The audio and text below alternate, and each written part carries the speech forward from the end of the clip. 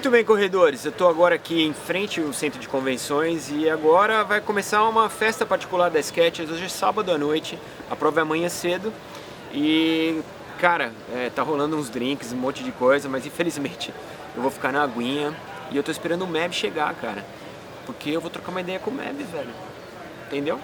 E, bicho, o meu problema é, cara, tá escurecendo e não tem luz artificial aqui, eu também não tenho luz, não trouxe luz suficiente para gravar uma entrevista à noite. Então torçam por mim aí, vamos ver se a gente consegue uma luz para você ver o Meb, cara, e saber o que ele tem a dizer. Caso contrário, teremos problemas.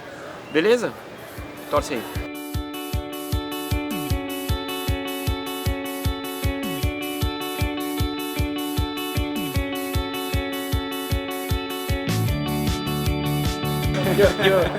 You already said that you're going to run your last two marathons as a professional runner.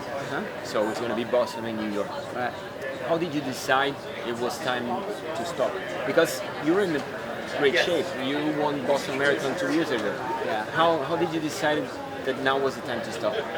Well, for marathon, it takes a lot of time, commitment, and dedication. And I've been running for 27 years, from when high school to college to professional. I did my first marathon in 2002. 15 years later, I think it's enough because one, I want to spend more time with my wife and kids, and two, the body. I spend a lot of money. I do very detailed things to keep my body. It's not easy. You know, we train 130, 120 miles a week. I've run over 110, 115,000 miles, which is about 4 times around the world on my fifth lap. So you know that the enthusiasm is not there, and plus the mind says go, your body says no. It's like a marathon. Okay. Your body says no, I can't. Your mind says keep going, but the body cannot catch up to the mind. So you have to slow down and get to the finish line. And now I feel the time has come to not do competitive marathons. I still have to run. I still want to do 8-mile run, half marathon, 5Ks, 10Ks for fun. But to be able to sprint for a win, and my body can't take it anymore, and it's perfect time. You're talking about the training time. You have to train a lot. But if you think about your results, you still haven't great. Lost it. Yeah, you having great results. So you're 40. You're going to be 42, no? Yeah. I'm 42 also. So we're at the same age.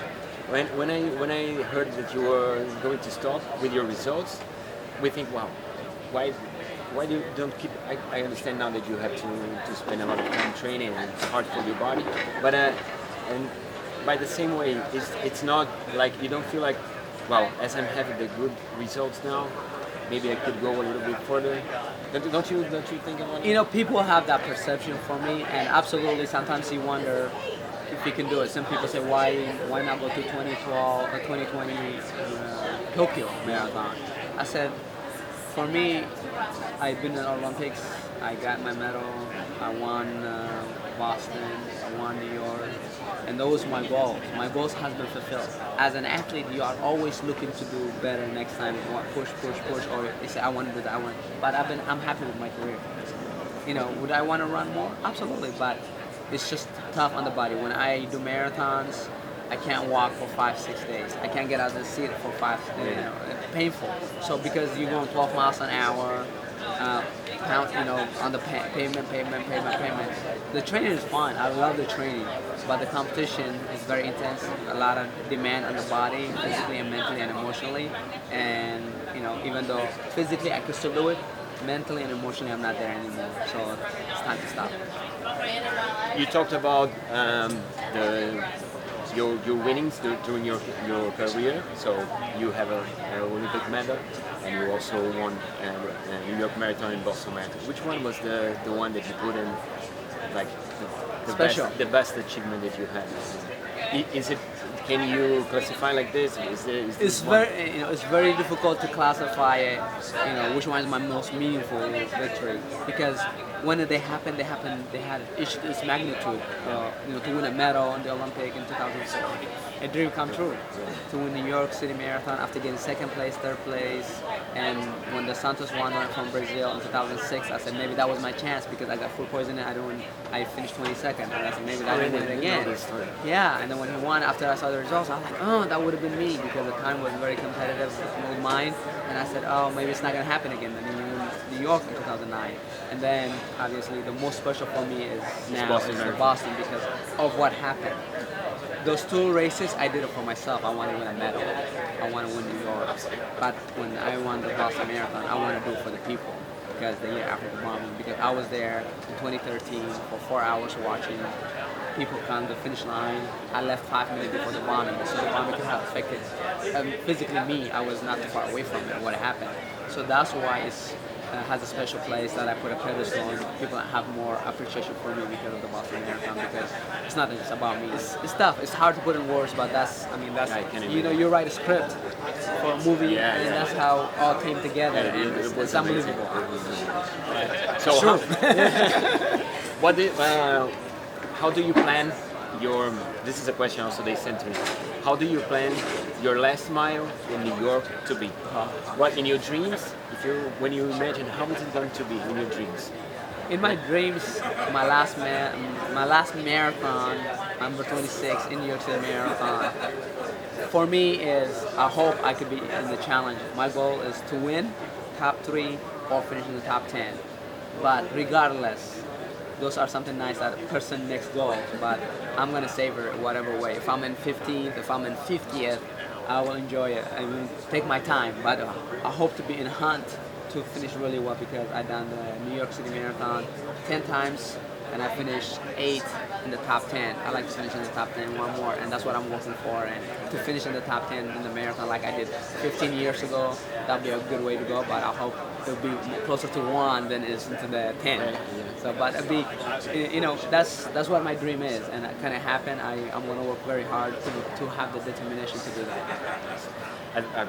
I suppose it's going to be really emotional for you. The last mile going to the Central Park, and people it's expecting for this moment also. You know, Gustavo, do you think you're going to be emotional about it? It will be again, because in 2008 it was very emotional. When the trials were there, I was a favorite to win, but I have problems. I finished 8th, and I remember at 22 miles or 24 miles, somebody goes, Meb, you're still our hero. We love you.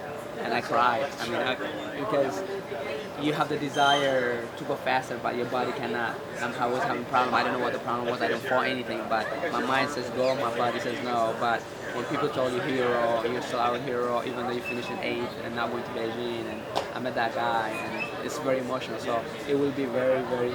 I think it's gonna be very emotional from the beginning. It's not even gonna be the last mile. When I get introduced, it's gonna be my last one. It's gonna be very emotional, but. You know, I try to take it in, and I get teary-eyed when the national anthem is played. I cry, and when I run, I cried, and when I do my press conference, I do cry sometimes, because the emotion. I put everything, heart and soul, into running, and it's done an amazing job for me. But also, more importantly, how I have touched people's lives, and to be able to be in New York, and where I got, you know, great results for many consistent years. And that's what I want to finish, because it gave me the opportunity to run my first marathon. I wanted to have the opportunity to appreciate me leaving the marathon as a competitor. So what are your plans for the future? What do you think you'll be doing in the next 5 years? Have you already planned anything, like working as in the news? You know, I always tell people, when I was in college, people say, what do you want to do? I said, I just hope to do the right things, and God has a plan for me. I still believe that way now, and I want to be involved with the sport.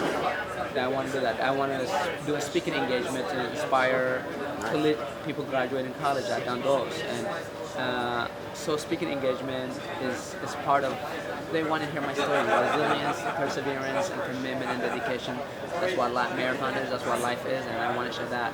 How my humble beginning from Eritrea to become a champion, and from I was so poor I was eating dirt to survive because of the minerals.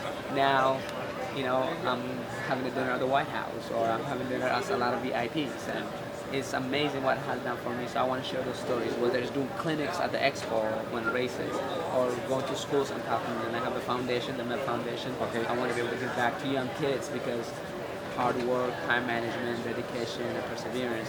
If we need to push those, set goals, and I help them achieve it, whether it's a 1 mile run, 5K run, or 3 mile run, or 6-mile run, 10K. You want to give them those things so when they accomplish, they feel good about it. So that's what I want to do. And other than that, You're gonna be busy. It will be busy, but I want to spend more time with my wife and kids and family, because he asked me earlier why I want to retire or when you have kids. I never had Sundays. I never had 3-day weekends. I never had those vacations people take, because you're always training around. So that's why mentally I'm finished, of course. Man, thank you very much. Good luck to you in the last 2 marathons. We in Brazil will support you. You know, you have a lot of fans there, a lot of fans, a lot of people that support Meb. If you can send a message to them, I would appreciate it.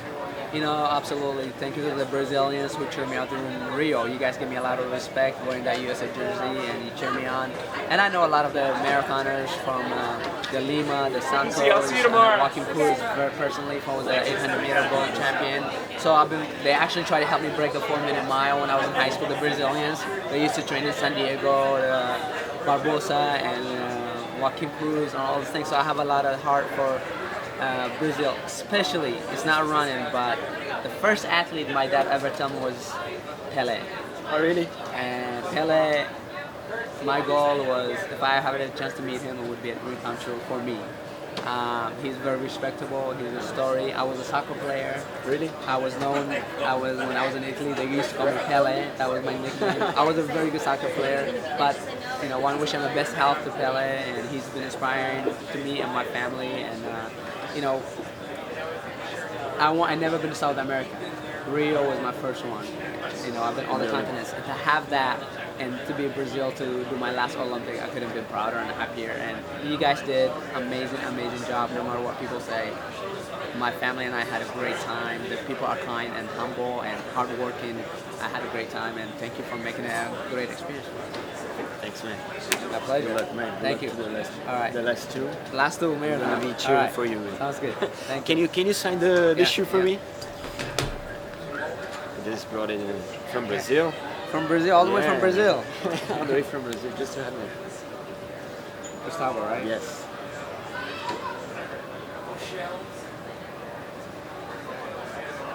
And I say run to win, it always means to get the best out of yourself. It's not always about first place, but getting the best out of yourself in anything that you do.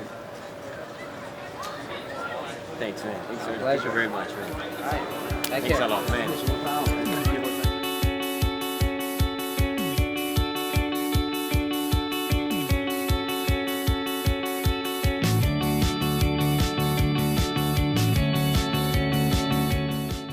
Ah, entendi. Você quer correr aquela maratona internacional, mas não foi sorteado?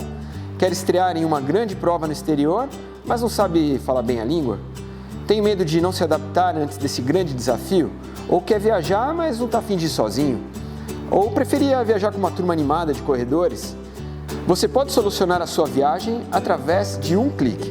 A Camel Turismo é a maior operadora de viagens para maratonas e provas internacionais do Brasil, com mais de 50 destinos, entre eles as grandes corridas do planeta. E a partir de agora, para se inscrever para sua prova internacional, basta acessar o site da Camel e se utilizar da comodidade da compra online. É simples, você entra no www.camelturismo.com.br, escolhe a sua prova preferida e compra pelo próprio site. Depois é só se preparar para correr, porque o resto a Camel resolve para você. Venha correr com a Camel e comece a planejar sua próxima medalha em apenas um clique. Camel Turismo, correndo pelo mundo.